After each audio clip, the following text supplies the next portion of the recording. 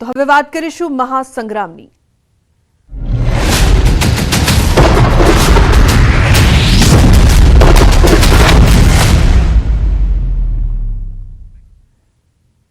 મહત્વપૂર્ણ સમાચારની વાત કરીએ તો બોટાદમાં આપ નેતાની પાસા હેઠળ ધરપકડ કરવામાં આવી છે।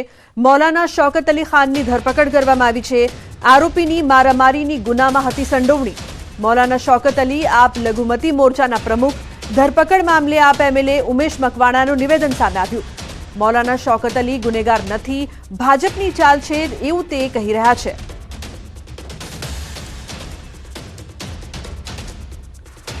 મૌલાના શૌકત અલી જે લઘુમતી મોરચાના જિલ્લા અધ્યક્ષ છે એને ખોટા કેસ કરી 1 મહિનાની અંદર પાસા કરવાનો આજે હુકમ કર્યો છે અને જે રીતના જિલ્લા વહીવટી તંત્ર દ્વારા આમ આદમી પાર્ટીના કાર્યકર્તાઓ ઉપર ખોટા પાસાના કેસ કરી અને જેલની ધમકી આપી રહ્યા છે તો તેને આમ આદમી પાર્ટી અને ઇન્ડિયા એલાયન્સ અને ખાસ કરીને મારી બોટાદની જનતા એને સખત શબ્દોમાં વખોડી રહી છે। તો આગામી 7 મેના રોજ ગુજરાતમાં યોજાવાની છે લોકસભાની ચૂંટણી। રાજકીય પક્ષો પ્રચાર કાર્યોમાં લાગી ગયા છે ત્યારે રાજ્યના મુખ્યમંત્રી ભૂપેન્દ્ર પટેલે અમદાવાદમાં પ્રચારનો મોરચો સંભાળ્યો છે। મુખ્યમંત્રીએ સાબરમતી વિસ્તારની વિવિધ સોસાયટીની મિટિંગમાં હાજરી આપી હતી। મુખ્યમંત્રીએ પ્રધાનમંત્રી મોદીએ આપેલી ગેરંટીની વાત કરી હતી। સાથે જ ગાંધીનગર લોકસભા બેઠકને શ્રેષ્ઠ મતક્ષેત્ર બનાવવા માટે તમામ લોકોને જંગી પ્રમાણમાં મતદાન કરીને ઉમેદવાર અમિત શાહને વધુમાં વધુ લીડથી જીતાડવા માટેની અપીલ પણ કરી હતી। તો મહત્વનું છે કે ખાસ તેઓ ઉપસ્થિત રહ્યા હતા। ગાંધીનગર બેઠક પર સીએમનો પ્રચાર જોવા મળી રહ્યો છે। સાથે જ સાબરમતી વિસ્તારમાં તેમણે સભા પણ સંબોધી હતી।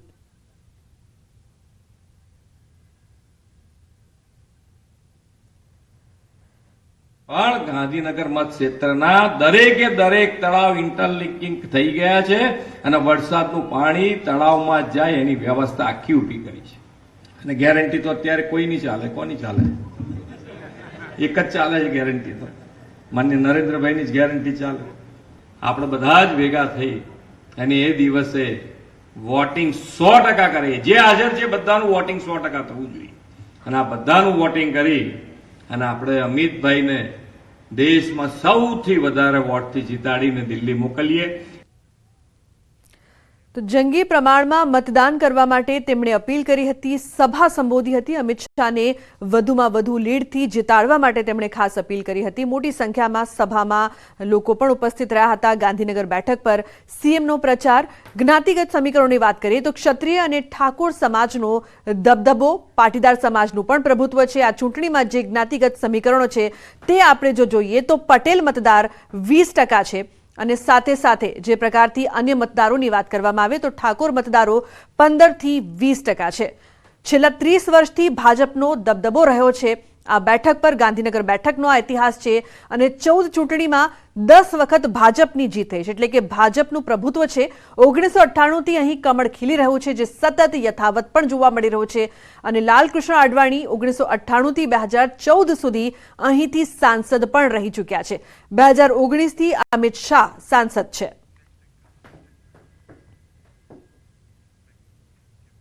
અમદાવાદ રિવરફ્રન્ટ ઇવેન્ટ સેન્ટર ખાતે ભાજપના બૂથ પ્રમુખોનું સંમેલન યોજાયું। મુખ્યમંત્રી ભૂપેન્દ્ર પટેલ અને પ્રદેશ પ્રમુખ CR પાટીલ ઉપસ્થિત રહ્યા।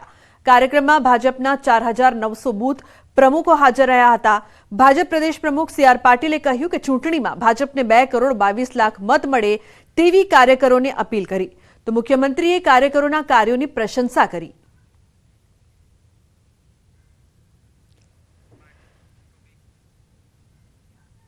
કે ગુજરાતની અંદર 74 લાખ ઘરોની અંદર ભારતીય જનતા પાર્ટીનો એક કાર્યકર્તા બેઠો છે।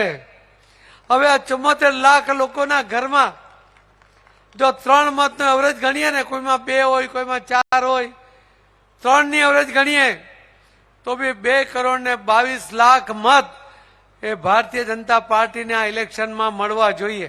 ભારતીય જનતા પાર્ટીનો કાર્યકર્તા હર હંમેશ લોકોની વચ્ચે કાયમ રહેવા વાળો કાર્યકર્તા છે અને એટલે જ બીજા કોઈને નહીં પણ ફક્ત ભારતીય જનતા પાર્ટીના કાર્યકર્તાને આપણે દેવથી દુર્લભ કાર્યકર્તા કહીએ છીએ।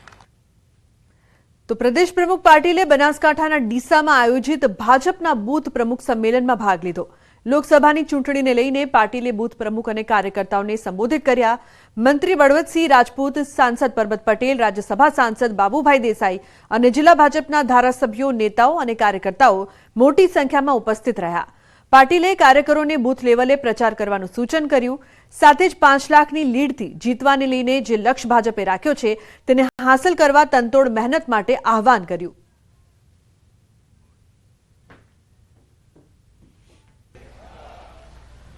ગુજરાતમાં પણ હું અધ્યક્ષ નહોતો ત્યારે પણ 2 વાર તમે બધાએ 26માંથી 26 સીટ જીતી હતી. ત્રીજી વાર હવે આપણે પણ હેટ્રિક કરવાની છે. મોદી સાહેબ પ્રધાનમંત્રી બનવાની હેટ્રિક કરે. ભારતીય જનતા પાર્ટી, ગુજરાત ભારતીય જનતા પાર્ટીનો કાર્યકર્તા એ પણ ત્રીજી વાર 26માંથી 26 સીટ જીતવાનો સંકલ્પ કર્યો છે સંકલ્પ. પણ દરેક સીટ 5 લાખથી વધુ મતે જીતવાનો આપણો સંકલ્પ છે. મને વિશ્વાસ છે મિત્રો, તમે ભલે 4 સીટ હારી ગયા હતા, એમાંથી આપણી સાથે તો માવજીભાઈ તો આવી ગયા છે. બાકીના 3 છે, એમાં એક તો ઉમેદવાર છે અને બાકીની જે 2 સીટો થોડા મત માટે હાર્યા છે.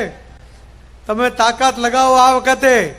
આ વારે જે આપણને નડે છે ને એને આ વખતે ડિપોઝિટ પૂરી કરી દો. બૂથ પ્રમુખ છે અને બૂથ પ્રમુખના નીચે પેજ પ્રમુખ હોય છે. એ લોકો જ ઇલેક્શન જીતાડી શકે છે. અને એ લોકોની કામ કરવાની પદ્ધતિ જે પાટીલ સાહેબે અમને શીખવાડી કે ભાઈ કોઈ અપંગ હોય, કોઈ વૃદ્ધ હોય, કોઈના ઘરે ગેસ આવ્યો હોય, કોઈ લાભાર્થી હોય, એવા લોકોને જઈને મળો. અને પાર્ટીએ અમને ક્યારની સૂચના આપી છે અને અમે એવા લોકોનો સંપર્ક કરતા જ રહીએ છીએ. કોઈ વંચિત હોય લાભથી તો પણ અમે એમને જોડે જઈને લાભ અપાવીએ છીએ.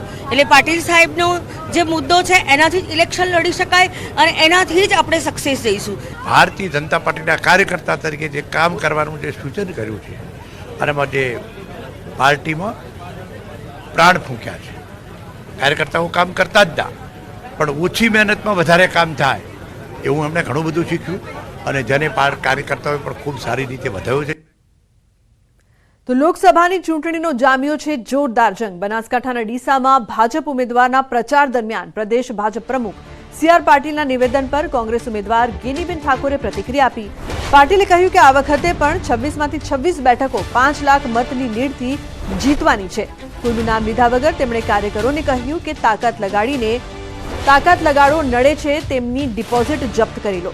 તો પાટીલના નિવેદન પર ગેનીબેને કહ્યું કે મારી ડિપોઝિટ બનાસકાંઠાના 18 આલમ અને મતદારો ભરવાના છે.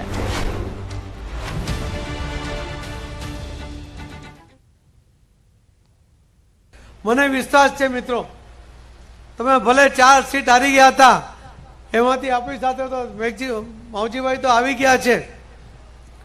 બાકીના 3 છે, એમાં એક તો ઉમેદવાર છે અને બાકીની જે 2 સીટો થોડા મત માટે હાર્યા છે. તમે તાકાત લગાવો આ વખતે. આ વારે જે આપણને નડે છે ને એને આ વખતે ડિપોઝિટ પૂરી કરી દો. થઈ જશે. તમે બધા એના માટે સંકલ્પબદ્ધ છો. આપણા ઉમેદવાર પણ બેન છે. પેલા એક કેવા છે અને આ બેન કેવા છે, એકદમ સોબર બેન છે કે નહીં? તો આવા બેન જ્યારે નરેન્દ્ર મોદી સાહેબે ઉમેદવાર તરીકે આપ્યા હોય, પોતે પ્રોફેસર છે. હું એમને માછવલ ગામથી કહેવા માંગુ છું કે જેના નામ વગર તમે કટાક્ષ કરો છો અને જેના ડિપોઝિટ જપ્ત કરવાની વાતો તમે કરો છો, એમને હું કહેવા માંગુ છું કે મારી બનાસકાંઠાના 18 સમાજના મતદારો ડિપોઝિટ ભરવાના છે. એનું મેં એકાઉન્ટ પણ ખોલાવી નાખ્યું છે અને સમગ્ર જિલ્લામાંથી એનામાં એકાઉન્ટમાં 1 લાખ રૂપિયા પણ આવી ગયા છે. ત્યારે તમે ડિપોઝિટ જપ્ત કરવાનું કહીને બનાસકાંઠાની જિલ્લાની જનતાનું, મતદારોનું અપમાન કરો છો. 26માંથી 26ના દાવા કરવા વાળા સામેની પાર્ટીના જવાબદાર હોદ્દેદારો હવે બનાસકાંઠાની અંદર અપડાઉન કરે છે. તો પંચમહાલ લોકસભા બેઠક પર રાજકીય પક્ષો દ્વારા ચૂંટણી પ્રચાર પૂરજોશમાં ચાલી રહ્યો છે. ત્યારે ભાજપના ઉમેદવાર રાજપાલસિંહ જાદવે જિલ્લામાં જનસંપર્ક અભિયાન શરૂ કર્યું છે, જેના ભાગરૂપે શહેરાના તાડવા ખાતે બળિયાદેવના મંદિરે દર્શન કર્યા હતા અને બાદમાં સભા સંબોધી હતી, જેમાં તેમણે કોંગ્રેસ પર આકરા પ્રહાર કર્યા હતા. વધુમાં વધુ વોટિંગ કરી ભાજપને જંગી લીડથી જીતાડવા રાજપાલસિંહે અપીલ કરી હતી.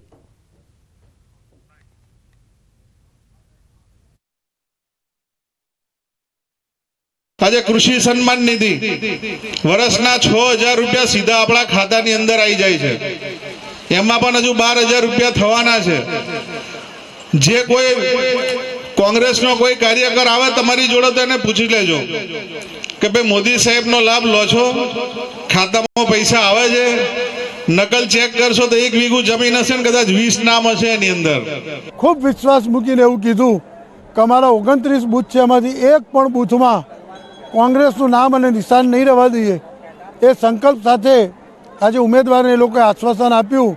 અમારા શહેરા તાલુકા માટે ખૂબ ગૌરવ છે અને શહેરાના ધારાસભ્ય શ્રી જેઠાભાઈ ભરવાડ સાહેબે જે શહેરાનો વિકાસ કર્યો છે, શહેરાનું જે તળાવ લિંકિંગ યોજના છે ને જે તળાવોમાં પાણી આવ્યું છે, એનાથી અમારો આખો શહેરા તાલુકો ખૂબ ખુશ છે. તો દ્વારકા જિલ્લાના ભાજપ કાર્યાલયનું ખંભાળિયા ખાતે થશે ઉદ્ઘાટન. દ્વારકા જિલ્લાનું ભાજપનું આલિશાન દ્વારકેશ કમલમ કાર્યાલય આજે ખુલ્લું મુકાશે. પ્રદેશ અધ્યક્ષ CR પાટીલના વરદ હસ્તે આજે જિલ્લા ભાજપ કાર્યાલય ખુલ્લું મુકાશે. ખંભાળિયા ભાજપના કાર્યાલયના ઉદ્ઘાટન માટે CR પાટીલ ખંભાળિયા આવી પહોંચશે. તો મહત્વનું છે કે ખાસ પાટીલ આવી રહ્યા છે દ્વારકામાં જિલ્લા ભાજપ કાર્યાલયનું ઉદ્ઘાટન કરવા માટે, જેને લઈને તડામાર તૈયારીઓ પણ કરવામાં આવી છે. દ્વારકેશ કમલમ કાર્યાલય ખુલ્લું મુકાશે.